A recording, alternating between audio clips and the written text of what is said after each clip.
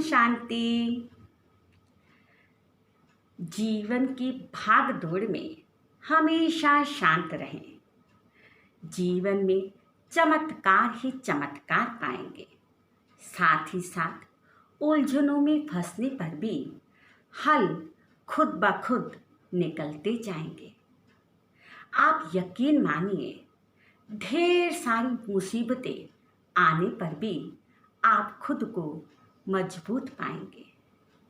जानते हैं ना, चाहे लोहा ही क्यों ना हो, ठंडा होने पर वह मजबूत होता है, लेकिन गर्म होने पर उस पर चोट करके किसी भी रूप में उसे ढाला जा सकता है। इसलिए खुद को हमेशा मन और दिमाग से शांत रखने का प्रयास कीजिए। आप अपने जीवन को व्यवस्थित पाएंगे और ढेर सारे चमत्कार आपके जीवन में होते जाएंगे। इसी चमत्कार से मुझे एक कहानी का स्मरण हो आया, आपके साथ साझा करना चाहूँगी। एक बार एक गरीब किसान बड़ी ही कीमती और महंगी घड़ी बाजार से शौक में खरीद लाया। वह उसका खूब ख्याल रखता था, घर में किसी को भी हाथ नहीं लगाने देता था। लेकिन एक बार उसकी वह घड़ी घर के अंदर ही खो गई। वह बहुत परेशान हुआ।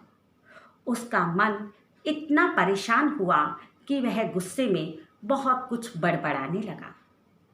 कभी पत्नी को गुस्से में कुछ कहता तो कभी कुछ बच्चों को कहने लगता और लगातार घड़ी को खोजने लगा।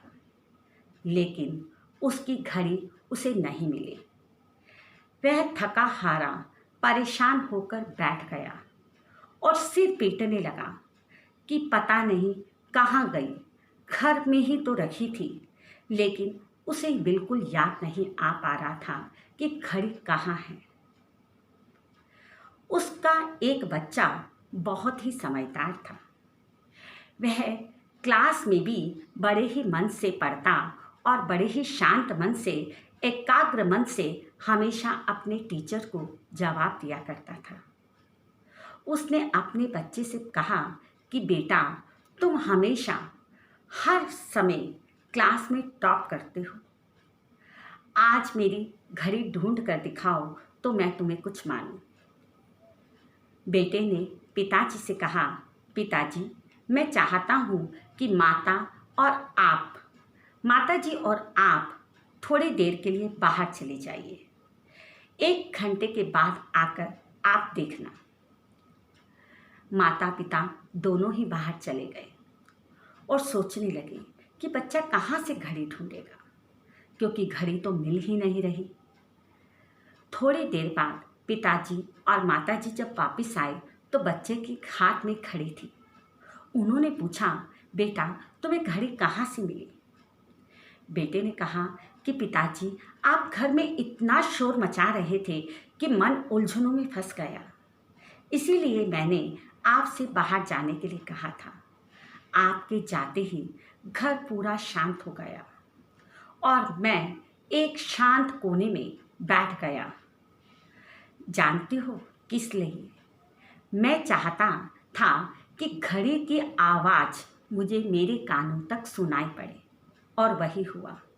घड़ी की आवाज़ टिक टिक टिक टिक मेरे कानों में पड़ी और मैंने उसी दिशा में अपनी नज़र दौड़ाई तो मुझे यह घड़ी मिल गई।